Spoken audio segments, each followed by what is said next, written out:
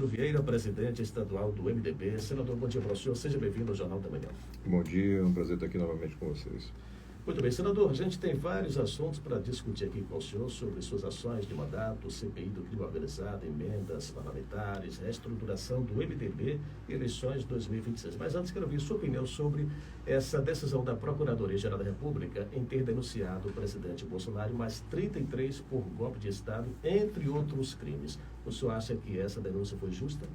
Sim, existem fatos concretos que se alinham com a denúncia, ou seja, uma sequência de atos praticados não só por Bolsonaro, mas pelas pessoas que estavam no seu entorno e que se coadunam com a tese do golpe de Estado. De fato, não no 8 de janeiro propriamente dito, mas ao longo do ano de 2022 e particularmente no mês de dezembro, você teve uma série de atos que tinham praticamente comprovado essa intenção. Não aconteceu por razões estranhas à vontade dos golpistas. Não aconteceu porque a cúpula, o alto comando do Exército, não aderiu à tese golpista, especialmente o seu comandante aéreo.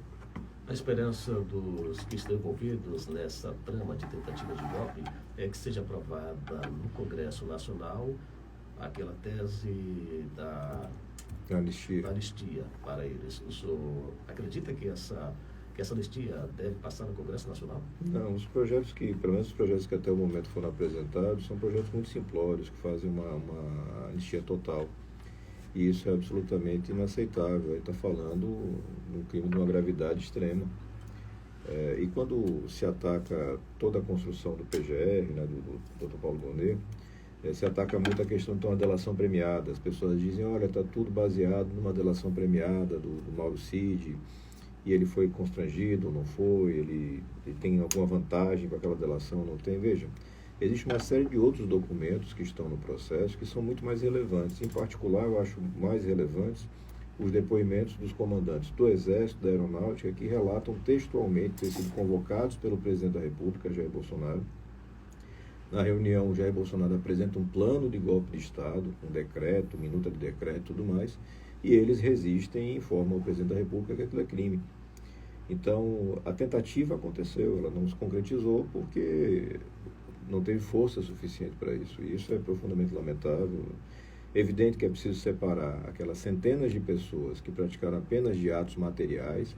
Eu não posso punir um golpista que programou o ato, que planejou o ato, que financiou o ato, da mesma forma como eu vou punir a velhinha que quebrou um vidro no STF. Então, nesse ponto, eu acredito que nós vamos ter legislação aprovada fazendo essa separação, uma vez que hoje o ministro Alexandre de Moraes e o Supremo não vêm fazendo essa distinção, eles vêm aplicando penas duríssimas para pessoas que tiveram uma ação mínima grave, que deve ser punida, mas totalmente diferente daquilo que se chama golpe de Estado.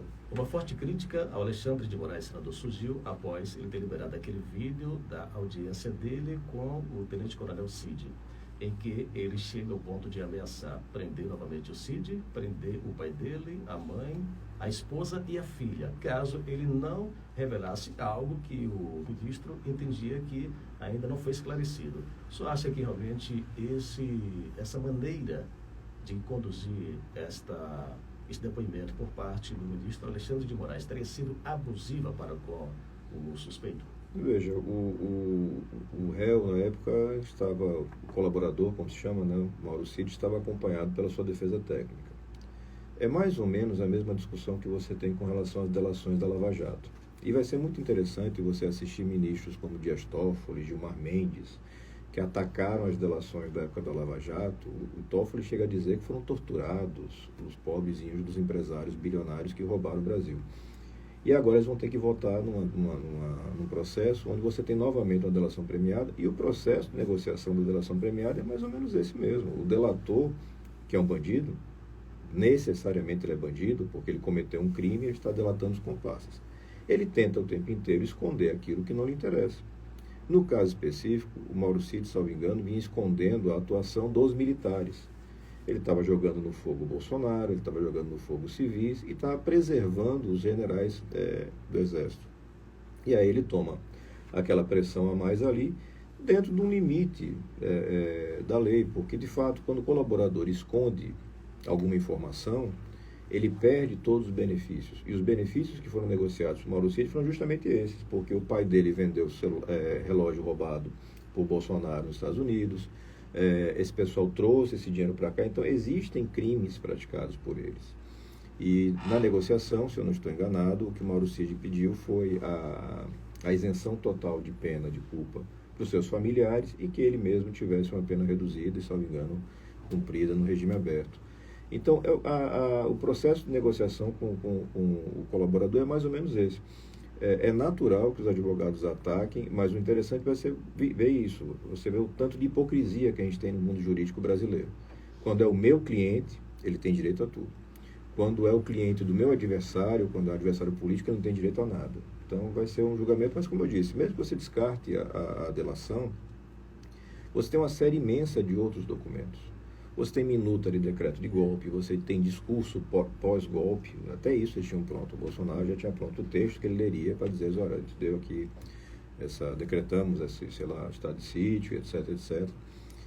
Você tem trocas de mensagens, você tem financiamento dos atos que foram praticados, especialmente os acampamentos à frente dos quartéis. Então, tem um conjunto de coisas ali. O que a gente espera é que seja um julgamento justo, que ele tenha a publicidade total, que ministros como o ministro Alexandre de Moraes, em algum ponto, tenham um pingo de sobriedade e se declare suspeito, porque ele claramente não tem condições de fazer um julgamento isento. Só que a gente tem aqui aquela coisa da realidade, né? Infelizmente, a realidade aponta que não vai ser assim. A realidade aponta que nós teremos julgamento apenas na primeira turma, uma turma que é formada quase que integralmente por ministros indicados pelo presidente Lula ou por governos do PT, se não integralmente, ela tem 4 dos 5 membros indicados pelo PT. E isso gera desnecessariamente um desgaste para a imagem da corte. Eu tenho falado sobre isso, eu sei que os ministros não gostam, já recebi os recados nesse sentido, mas hoje o Supremo Tribunal Federal é uma corte desmoralizada. Não tem um brasileiro de sã consciência que confie nas decisões do Supremo. Por vários motivos, mas o principal motivo é a conduta dos próprios ministros, que hoje condenam, amanhã descondenam, no mesmo caso, na mesma situação, conforme o sabor do vento. E se imagina que as pessoas vão achar... A justiça tem um papel fundamental, é um poder fundamental na democracia, mas sem credibilidade, ela se torna uma coisa frágil. Então, subentende que esse julgamento será político no Supremo e não técnico? Hoje, todos os julgamentos do Supremo são políticos. Eles, eventualmente, eles são todos eles, pessoas muito qualificadas. E o direito tem essa mágica, né? O direito lhe permite encontrar argumentos para qualquer tese. Então, você vai ter bons argumentos técnicos pela absolvição e você vai ter bons argumentos técnicos pela condenação. Quando a justiça funciona bem, ela analisa com isenção e decide. E como ela é isenta, ela é neutra, ela é inerte, ou seja, ela só se mexe por provocação, a sociedade concorda. Mas olha, realmente, o juiz é um homem isento, ele se preparou, o ministro e tudo mais, eu concordo com a decisão, me conformo com a decisão. Só quando você tem uma sequência muito grande de falhas, de condutas suspeitas, você vai demolindo essa credibilidade. E eles não... Eu já tive a oportunidade de ter esse debate, inclusive com alguns ministros. Eles não conseguem fazer esse exercício de humildade. Porque botaram a capa preta, a toga, mas continuam seres humanos, eles vão errar, eles vão acertar, como todo mundo, como a gente erra e acerta. Mas eles não, eles se colocam num pedestal absolutamente distante da sociedade.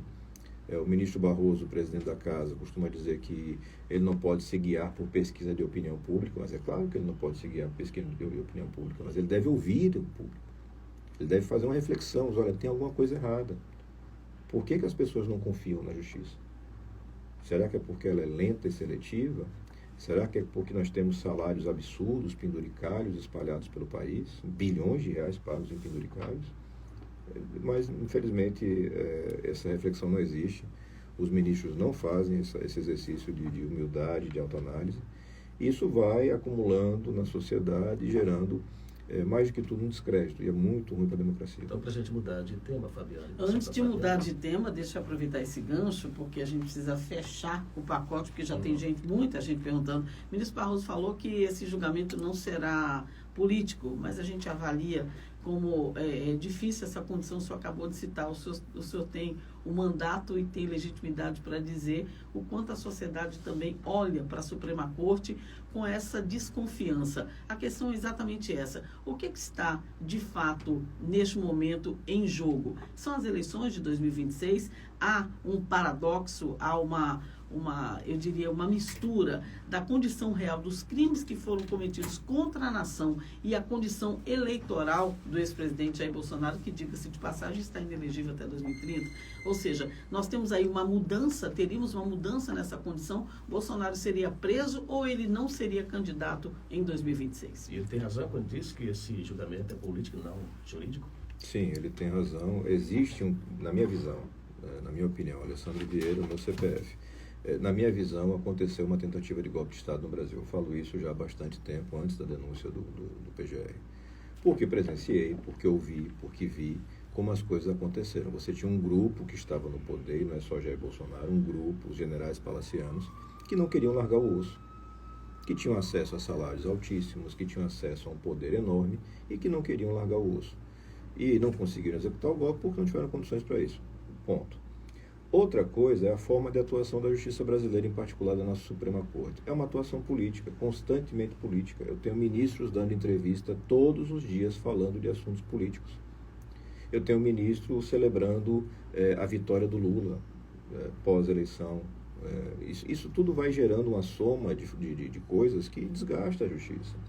E não é à toa que a lei orgânica da magistratura, toda a legislação que cuida da atividade do juiz, exige que ele tenha toda uma contenção, uma cautela, se comporte de forma sóbria, se manifeste apenas nos autos, tenha essa consciência do poder que tem, mas não é assim que acontece. E aí a gente começa a ter essa divergência, porque claramente, imagino que qualquer advogado, são 33, 34 denunciados, qualquer um dos advogados vai pegar e vai relembrar logo na abertura as decisões recentes do ministro Dias Toffoli. Vai dizer, ministro, veja só, se o senhor está anulando as condenações de quem confessou que roubou dinheiro público por conta de uma suposta suspeição do Sérgio Moro no processo lá atrás, como é que agora vai julgar com o relator Alexandre de Moraes aqui esse processo do Bolsonaro? Então é claro que você tem aí uma coisa de uma hipocrisia muito grande, isso gera um desgaste muito grande para a justiça, e o Brasil vai ficando travado com isso. A gente tinha que estar discutindo como é que vai baixar o preço do alimento. A gente tinha que estar discutindo como é que a gente vai conseguir fazer o investimento adequado em mobilidade urbana. Vi que vocês estavam na abertura aqui falando sobre isso, as dificuldades da mobilidade urbana. Mas ao invés disso, a gente está discutindo esse fla-flu eterno, esse Sergipe Confiança eterno, onde de um lado tudo que meu mito faz está certo e tudo que o mito do meu adversário faz está errado, e a gente não avança nunca. A gente tem que virar essa página da história. Infelizmente, vamos virar essa página da história dessa forma torta, bagunçada. Esse processo vai se encerrar, imagino eu, no ano que vem. Bolsonaro vai estar inelegível, ele já está inelegível por conta de outros processos, e tem uma sequência de processos ainda para ele pegar. Deve permanecer inelegível. Na minha visão, é justo que ele fique inelegível, porque ele de fato cometeu crimes, mas vamos ter que encontrar outros nomes, outras alternativas, para quem tem uma renovação no Brasil, de verdade, ele possa fazer o nosso país avançar. Ele está perdendo tempo com essa turma. O senhor acredita que Bolsonaro seria preso? Veja, ele deve ser condenado. E ao final do processo, o natural é que seja preso. Mas a gente vive no Brasil, né? O Brasil é esse país onde quem tem dinheiro e tem poder raramente fica preso. Então, eventualmente, ele pode ser preso por um tempo, que eu imagino curto. E depois você vai ter a acomodação de poder, que é muito natural do nosso país. Preso de verdade por muito tempo só fica pobre. Vamos para Sergipe, voltamos para a nossa terra. Nós estamos passando nesse momento pela reestruturação do MDB. E a gente queria que o senhor pudesse falar sobre isso. Inclusive, nos bastidores se falava sobre até a possibilidade do mandato do Senado, que o senhor viesse a concorrer à Câmara Federal, e já é sabido que o senhor mantém a sua candidatura à reeleição, mas o MDB é um partido grande, que sempre teve protagonismo, e parece-me que nesse momento ele se robustece a cada vez mais aqui no nosso estado. Sim, a gente tem feito um trabalho de reconstrução, né? Quando a gente chega no MDB, a gente chega no MDB pela compreensão política de que era necessário ter um partido maior para poder intensificar a nossa atuação em Brasília, aqui em Sergipe. A gente vai rearrumando a casa. Para você lembrar, quando a gente chega, nas eleições anteriores, o MDB não apresentou sequer candidaturas a vereador em Aracaju, um partido que já governou o estado. Essa reestruturação está em andamento. Nós vamos chegar em 26 com a candidatura à reeleição para o Senado, vamos chegar com uma chapa de candidatas a deputado federal bastante competitiva. Nossa expectativa é disputar uma ou duas cadeiras, e uma chapa de estaduais que chega a 3 ou 4 deputados estaduais eleitos. Vamos fazer agora, no dia 23, a filiação do prefeito nacional de Socorro, Samuel Carvalho. Ele vem para o MDB, vem somar com a gente nesse trabalho de reconstrução, e a expectativa é sempre muito positiva. Hoje, o Estado de Sergipe, o mundo político de Sergipe, já conhece nossa forma de trabalhar, já entendeu. É diferente daquilo que eles estavam acostumados, mas é extremamente confiável. Eu não descumpro palavra, eu não estou atrás de vantagem pessoal em nenhum momento. Aí você pode perguntar para os 75 prefeitos que estão aí. A gente leva a verba para todos os municípios, a gente ajuda todos os projetos que a gente pode ajudar, tem todo mundo, mas sempre mantendo um perfil de atuação muito claro. E a gente espera que, ao final da eleição de 26, a gente tenha a avaliação do eleitor sobre tudo isso. O senhor tem uma excelente relação com o governador Fábio Mitidieri. Sim. A tendência é o MDB estar na base do governo para a reeleição de Fábio Mitidieri em 2026? Sim, nós vamos apoiar a reeleição do governador Fábio. Eu entendo que o trabalho vem sendo bem feito. Como tudo, tem muita coisa para melhorar. A gente tem que avançar na questão da água. Essa é uma cobrança que eu faço, que o próprio Fábio faz com a sua equipe. E essa concessão da DES e uma série de outros investimentos, a gente imagina que vão dar esse impulso, porque é inadmissível que a gente esteja em 2025, que a gente tenha ainda municípios sergipanos, onde as pessoas só têm água se tiverem dinheiro para pagar um carro-pipa. Mas, por outro lado, você vê turismo avançando, você vê agricultura avançando, a parte de infraestrutura com avanços muito significativos, saúde, que sempre foi um gargalo sergipano, também com indicadores em franca evolução, melhor resultado de geração de emprego e renda, um trabalho na secretaria que cuida disso, com o secretário Jorge Teles, finalmente um trabalho técnico qualificado. A gente nunca teve isso em Sergipe. Então, hoje, para você ter uma ideia, a gente vai startar daqui a semanas um projeto para treinamento, capacitação de 1.000 jovens para a área de construção civil. Emenda minha, emenda do senador Alessandro, trabalho do governo do estado para que esses jovens recebam uma bolsa, façam a capacitação e sejam absorvidos pelo mercado de trabalho. E a expectativa é de absorção total, porque hoje você tem demanda por esse tipo de trabalhador e não tem mão de obra formada. A mesma coisa a gente está fazendo em outras áreas, para mulheres vítimas de violência, para jovens que vão para a área de programação, aí em parceria com o governo municipal de Aracaju. O projeto começa com o Edivaldo, passa para a Emília, e os dois estão muito imbuídos, os dois muito alinhados com o projeto. São 600 jovens, também do mesmo modo. Bolsa, treinamento gratuito, inserção quase que automática no mercado de trabalho. E você vê o Estado avançando. Vamos continuar trabalhando bastante para que a gente tenha um avanço cada vez mais consistente. Senador, da forma como alguns no passado defendiam orçamento secreto, o senhor faz exatamente o contrário. Sim. E dando um grande exemplo, não só para Sergipe, mas para o Brasil, da transparência desse recurso que é público. E o seu mandato traz uma forma, né, que o próprio cidadão pode dizer aonde essas emendas serão investidas. Em que pé nós estamos? A gente está finalizando agora a votação do primeiro edital desse ano. Esse ano a gente separou. Então, esse primeiro edital, ele cuida de guardas municipais e cuida de organizações não governamentais. Eu não estou com a atualização de hoje, mas a gente já tinha passado de 32 mil sergipanos votando nos projetos. E você vê as instituições engajadas, fazendo bons vídeos, a divulgação bem feita. E o objetivo final disso é, primeiro, garantir que o recurso chegue com transparência no lugar certo. Mas mais importante é que o povo entenda que o dinheiro é dele. Esse dinheiro é do cidadão, ele não é do político. O político só faz a interface, faz a conexão entre uma coisa e outra, entre o orçamento da União e a demanda final. Mas o dinheiro é do cidadão. E quando ele passa a conhecer o projeto, então eu vejo agora e recebo diariamente um volume enorme de mensagens, as pessoas falando sobre projetos que elas estão votando. Olha, eu votei no projeto do SAMB, eu não conhecia. Quem é da área de assistência conhece, é um trabalho fantástico, que está aí há décadas. Mas a maior parte da população não conhece.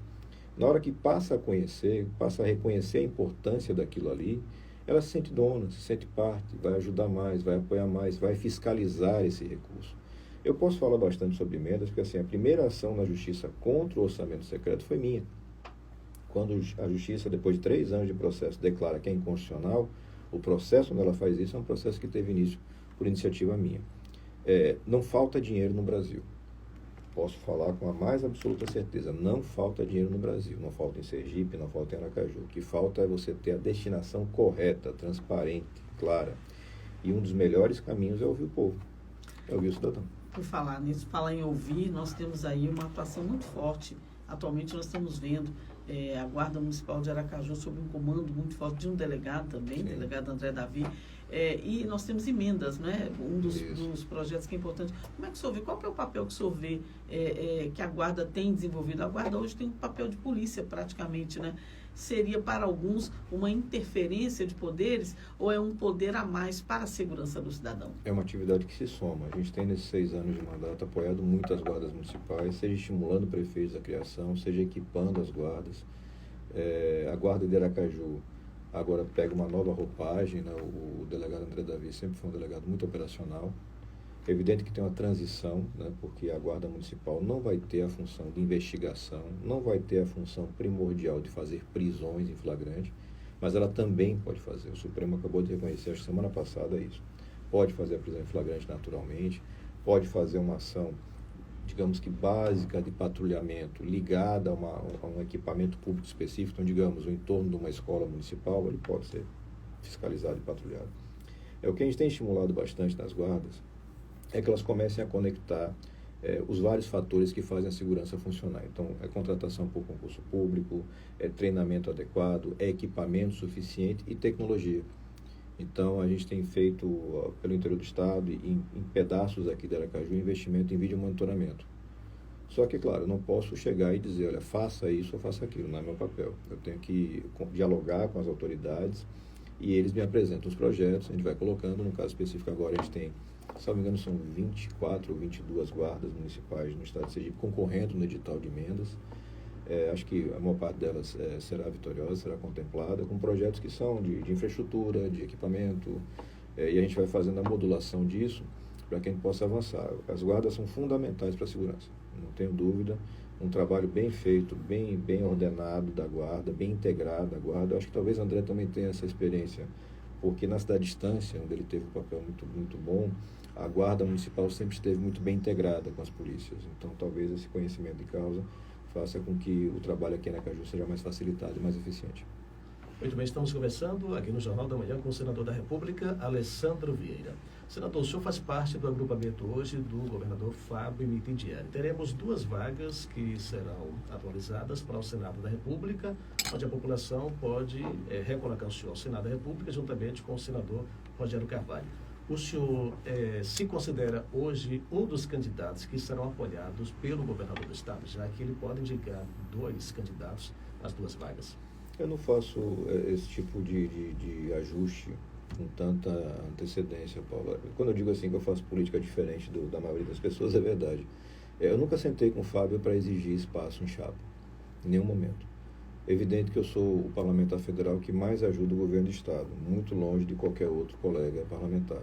Ela já tem reconhecido isso em público, inclusive. Sempre tem reconhecido. Eu sou apoiado pela imensa maioria dos prefeitos e lideranças da base de Fábio. Então pode ser, eu acredito que será um processo natural. Mas o meu jeito de fazer política é muito simples, muito direto. A chapa do governador, quem faz é o governador. Ele vai montar a chapa dele como ele entender. E depois que ele montar essa chapa, ele vai explicar para o eleitor por que ele fez essa montagem. Da minha parte, o que eu já antecipo é que o MDB e eu, particularmente, estarei no apoio da reeleição de Fábio. Acho realmente que o governo vem caminhando bem. Acho que a gente tem coisas boas acontecendo em Sergipe. É importante garantir mais 4 anos dessa boa prática. E vou estar trabalhando pela reeleição pelo MDB. Então, acho que as coisas vão acontecer naturalmente mais adiante, mas sem nenhum tipo de forçação de barra. A turma que força a barra é outra. Qual a avaliação que o senhor faz da gestão da Emília Corrêa nesses 100 primeiros dias? Ainda muito no começo, Paulo. Você tem uma mudança muito grande de equipes, de pensamento, e então é natural que você tenha uma série de vazios, né? de ausências técnicas, vamos chamar assim. Vai demorar um pouco para que a turma se aproprie de toda a gestão. Eu tenho dialogado com a Emília para que a gente possa abrir portas em Brasília, porque a gente não pode repetir experiências que a gente teve aqui em Sergipe no passado, onde o governo federal retaliava adversários políticos, ideológicos dentro de Sergipe e prejudicava o cidadão lá na ponta. A gente sabe muito bem o que o João Alves Filho passou em governos anteriores do PT. Então, a receptividade vem sendo muito positiva lá em Brasília. Já tivemos uma reunião, eu e Emília, com o ministro Padilha, e vamos em breve ter uma reunião direta com o próprio presidente da República para que ela possa mostrar as demandas e colocar com clareza aquilo que devia ser regra na política. Olha, o momento da campanha acabou, o palanque já foi desmontado, a gente tem que trabalhar. E uma cidade do tamanho de Aracaju, da importância de Aracaju, precisa das verbas do governo federal, do governo estadual e do próprio município. As demandas estão claras, ela elencou 2 prioridades, ela elencou a mobilidade urbana, essa questão dos ônibus, e a questão da saúde. A questão da saúde está mais perto de resolução, porque ela demandou 4 unidades básicas de saúde e um hospital de pequeno porte para a zona de expansão.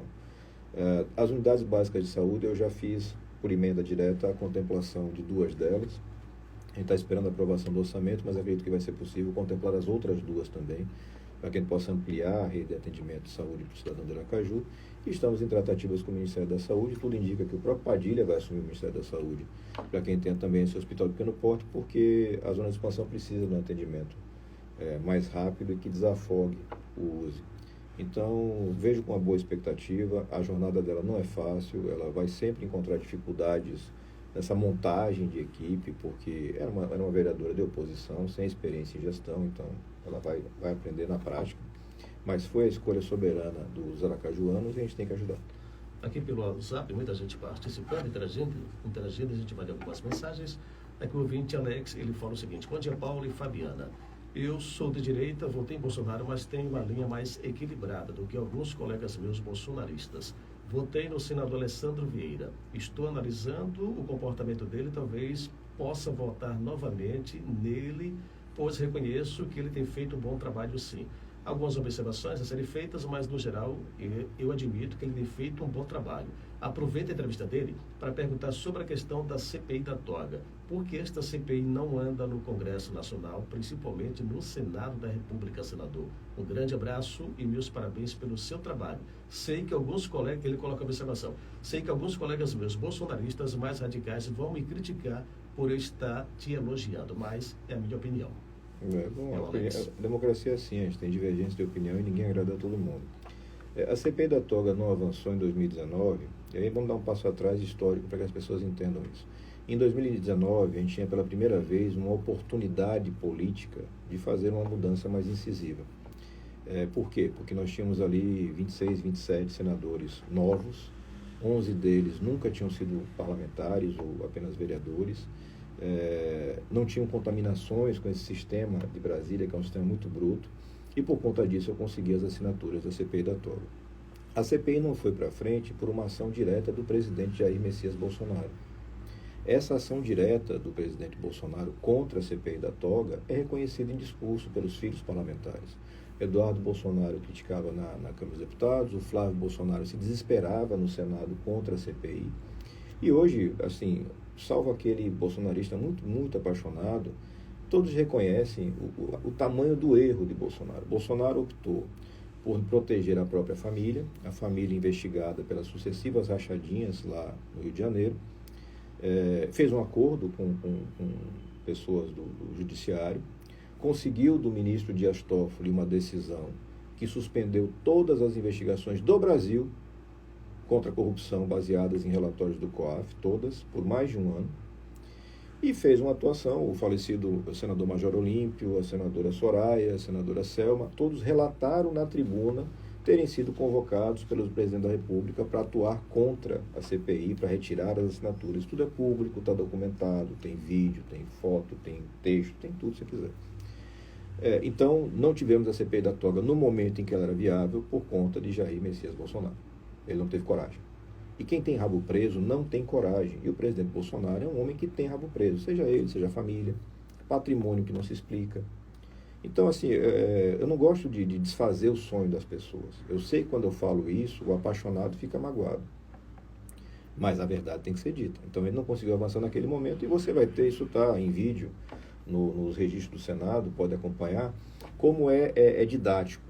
Você tem na CCJ o presidente da época, Davi Alcolumbre, não consegue arquivar de plano, porque ela estava muito bem montada, tinha as assinaturas, e ele usa um artifício, ele manda para a CCJ para avaliar.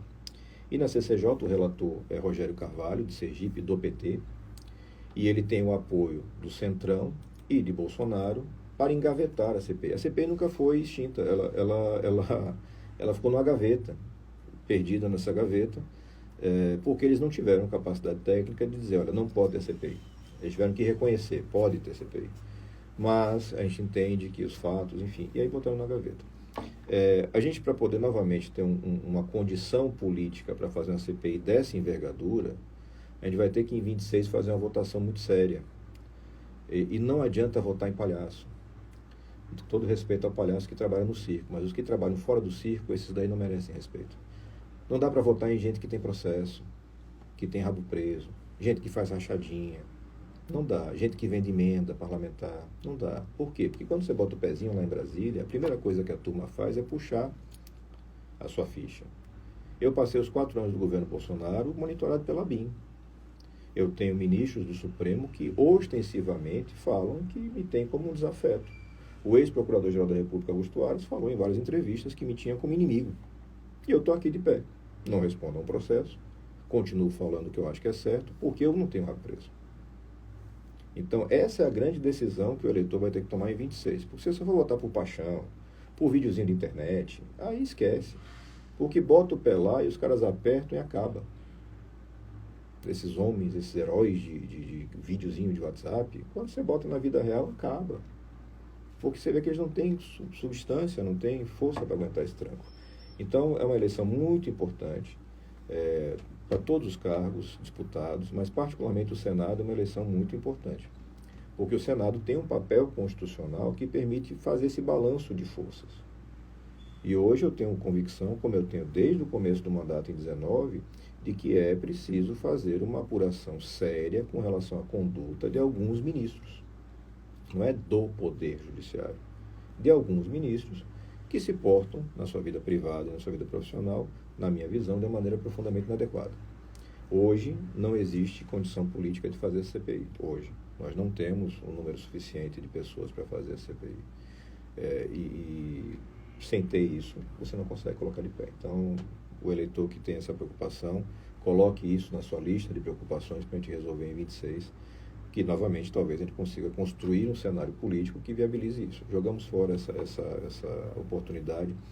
Eu vejo hoje as críticas ao Alexandre de Moraes. Em abril de 2019 eu estava apresentando o pedido de impedimento do ministro Alexandre de Moraes. Abril de 2019.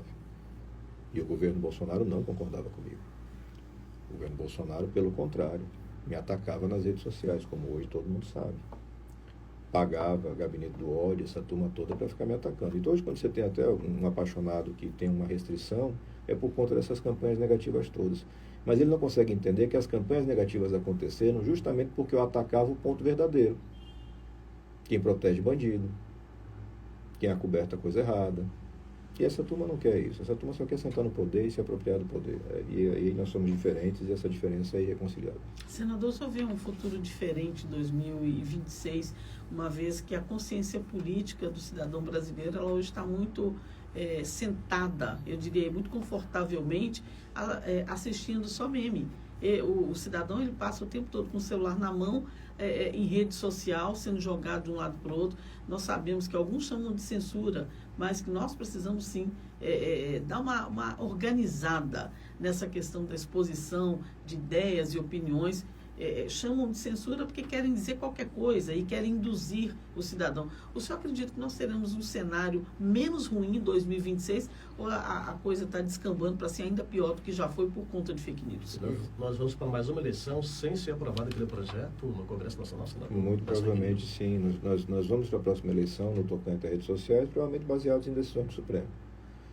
Porque existe um grupo que é maior na Câmara dos Deputados, mas também existe no Senado, que prefere o conforto de não discutir o tema. E o que a gente tem tentado colocar com relação a isso é uma coisa muito simples. As pessoas têm que ser identificadas nas redes. Você pode falar a bobagem que você quiser. É um direito seu, constitucional. Mas você não tem direito constitucional de se esconder no sigilo, de ser anônimo. É só isso que a gente quer. E a gente quer que as pessoas comecem a entender, alguns vêm entendendo, mas é um processo muito lento, que as redes sociais, que a internet, não são um ambiente neutro. É um ambiente onde o volume de informação ele é direcionado de acordo com o interesse, que pode ser financeiro, ou seja, eu paguei para você ter acesso à minha informação, ou pode ser ideológico. E é curioso, porque as pessoas são prejudicadas por essa prática, e elas reclamam, mas logo em seguida o adversário está sendo prejudicado, e elas silenciam. Elas, não, agora está tudo bom. Porque agora estão esculhambando o cara que eu não gosto. Então, as redes sociais muito provavelmente favoreceram nas eleições do Biden o projeto democrata. Existem dados nesse sentido. E agora virou fio. Agora ela ajuda, ela privilegia o projeto de extrema-direita, o projeto do Trump, com interferência detectada em vários países. Agora, mais recentemente, na eleição desse final de semana na Alemanha, o direcionamento de fluxo de dados. Não é a opinião, não é a palavra. Essa é livre. E lá na Alemanha pode ser anônima, é diferente da nossa Constituição. Lá é permitido anonimato. Mas o fluxo faz com que, olha, o que o Paulo fala, ninguém vai ouvir, porque eu vou limitar o fluxo dele. Mas o que o Alessandro fala, todo mundo vai ouvir, mesmo que não queira. E você vê isso, você prestar um pouquinho de atenção hoje no seu dia, quem está ouvindo a gente, pega o seu celular, vai abrir seu Instagram, vai ter um monte de coisa que você não queria ver. E vai ter aquelas pessoas que aparecem o tempo inteiro para você sem que seja do seu interesse. E por que elas aparecem? Ou elas estão pagando, ou o dono da empresa quer. Então isso tem que ser mexido. Mas acredito que ele não vai ter maturidade política para lidar com isso. Não é fácil mesmo, porque é muito dinheiro envolvido, é muita pressão envolvida, mas é um tema fundamental. É um tema fundamental que as pessoas entendam que tem que ter uma regulamentação da responsabilidade da empresa, não é da sua opinião. Se você pegar o 2630, foi o projeto que eu sou autor e que foi aprovado pelo Senado, não tem uma linha falando sobre opinião. Eu escutei barbaridades do tipo, o cidadão não vai poder ler mais a Bíblia. Pelo amor de Deus, onde é que você tirou isso? Onde é que você deduziu isso? Onde é que você tirou? Que interpretação é essa? E, eventualmente, alguns parlamentares, que são pessoas que eu tenho relação, entravam em contato diretamente, por que você está falando isso? E a pessoa respondia com todo cinismo, não, é porque isso é importante para a minha base. Então, a preocupação do cara é ganhar voto, enganando as pessoas. Eu sou diferente desse negócio, eu quero que as pessoas decidam seu voto com base na verdade. E pode ser que vai ser favorável, não vai ser favorável, paciência, a democracia é assim. Mas tem que ser baseado em verdade. Não vai ser uma eleição fácil. Se a gente chegar em 26 sem Bolsonaro e sem Lula na urna, nós teremos uma eleição totalmente diferente e com a possibilidade de debater projetos. Se a gente chegar com esses dois personagens, de uma forma ou de outra, vai ser uma eleição de memes, de ataques e de disputa de rejeições. O Brasil vai novamente votar contra alguma coisa. A gente precisa chegar no momento do Brasil que a gente vota a favor de uma coisa. Diz, olha, alguém desenhou um projeto de país e eu quero votar nesse projeto de país. Eu sou a favor desse projeto de país. Porque, ultimamente, o que a gente tem feito é votar contra. Eu vou para a urna e digo, não aguento o Bolsonaro, vou votar no Lula. Não aguento o Lula, vou votar no Bolsonaro. E a gente fica preso nisso. E a gente... vamos ver se a gente consegue romper esse ciclo. Não vou ser falso otimista. Mas você, como dizia Ariano Suassuna, um realista esperançoso, né? Vamos tentar fazer essa mudança acontecer. Muito bem, rapidamente aqui duas mensagens para a gente liberar o senador, que ele tem compromisso. Aqui o Jailton, ele dá bom dia. Eu tenho admiração por Alessandro, muito mesmo. Esta semana passei por ele no supermercado ali na 13 e observando ele de longe não vi uma expressão de tranquilidade, no sentido geral de estar fazendo compras. Espero que ele esteja super bem e dizer obrigado por todos aqueles que se sentem representados de forma ética. É o que diz aqui o Jailton. O outro ouvinte aqui, deixa eu ver. Ele fala aqui o seguinte, cadê? Agora sim. Bom dia, Paulo, Fabiana e todos do Jornal da Manhã. Admiração pelo trabalho do senador Alessandro Vieira. Não votei nele, mas tenho tido muita admiração e estou analisando, provavelmente vote nele agora, ele sendo candidato à reeleição, pois ele tem sido um político ético e comprometido. Só o fato dele ter democratizado a distribuição das emendas parlamentares é um feito histórico para o estado de Sergipe, enquanto outros mandam as emendas para seus grupos correligionários sem pensar primeiro se aquele grupo está fazendo o desejo, atendendo os anseios da população. Parabéns, senador. Uma pergunta que eu gostaria de deixar para ele, Paulo, é a seguinte. Esta semana, melhor dizendo, o Silas Malafaia levou Bolsonaro para o púlpito da igreja dele, onde fez diversas críticas aos membros do Supremo Tribunal Federal. O que o senador acha desse comportamento de um líder religioso? Acredita que ele deveria também ser processado e preso? Muito obrigado e parabéns mais uma vez pelo trabalho de vocês. Senador, fique à vontade para a gente concluir. Agradecer pelas palavras de todos. Com relação particularmente à última pergunta, eu não acompanhei essa fala do Bolsonaro, do Malafaia, então não tenho como opinar se é caso ou não de punição. Mas acho que a mistura de religião e política não é uma coisa boa. Né? Nunca funcionou bem. Acho que a gente tem os seus momentos, e é absolutamente natural que a igreja, cada uma das igrejas, defenda uma forma de viver, um perfil de político, mas levar o político para o púlpito acho que talvez seja um excesso, mas cada um toca a sua vida nessa seara, que é muito particular, a seara religiosa, como bem tem. E agradecer as palavras de várias pessoas, pedir que votem no edital de emendas. Logo em seguida vai sair o edital de emendas para projetos da área de saúde, educação e agricultura familiar. É muito importante entender isso e entender a força disso, porque são projetos que garantem que essa verba dessas emendas muitas vezes garante um ano de atuação dessas instituições, e é geração de emprego e renda, é qualificação, é cuidado com a criança, é cuidado com o idoso, com as pessoas com deficiência, enfim, é muita coisa boa que a gente consegue proporcionar. Eu dei entrevista há poucos dias no UOL e essa coisa de estar com um semblante sério no supermercado fazendo feira, porque eu faço feira, quem faz feira na casa sou eu. É a consequência do conhecimento das dificuldades que nós temos, do tamanho dos desafios. E a jornalista me perguntou, mas por que o senhor fica na política então? Tanta dificuldade. A gente fica na política porque a gente consegue fazer a diferença para as pessoas na política. E se você coloca mais gente séria, mais diferença ainda ele vai fazer. Porque, literalmente, um investimento bem feito, um trabalho bem feito do político vai mudar a vida das pessoas para sempre. Vai dar um futuro. Vai garantir que as nossas crianças sejam alfabetizadas na idade certa, por exemplo. Isso é fundamental, é básico, porque uma pessoa que é alfabetizada na idade certa, ela garante um futuro de emprego com melhor renda, com mais saúde, com mais longevidade. E não é uma coisa complexa, a gente está falando de alfabetização, não é aprender a fazer foguete na NASA, não. É alfabetização. É só colocar o dinheiro no lugar certo, capacitar o professor, dar infraestrutura e cuidar dessa criança. Então, vamos continuar trabalhando, vamos fazer todo o trabalho. Em 26 a gente vai estar aí como candidato, novamente candidato à reeleição para o Senado. A gente vai estar no trabalho de fortalecer e apresentar novos nomes, gente que tenha qualidade para representar Sergipe. Sergipe tem que ser representado por gente que nos dê orgulho. Que a gente olhe lá e diga, poxa, essa pessoa, esse homem, essa mulher está fazendo uma coisa que eu gosto, que eu gostaria de fazer, que me representa. E dá para fazer, não tem dúvida, a gente não deve nada a nenhum Estado, a gente tem toda a qualidade para fazer aqui, tem gente boa, é só ajudar e a gente vai estar ajudando para que o cidadão encontre essas pessoas e faça a sua escolha. Senador Nelson, muito obrigado pela atenção. Eu sei que você é criticado mais uma vez pelos bolsonaristas, mas parabéns pela sua atuação. O senhor tem sido um senador, um representante sergipano que orgulha o povo sergipano pela sua conduta ética e transparente. Parabéns, senador. Obrigado. Fabiana, forte abraço, Ares. A gente vai ter hora comercial e retorna já já.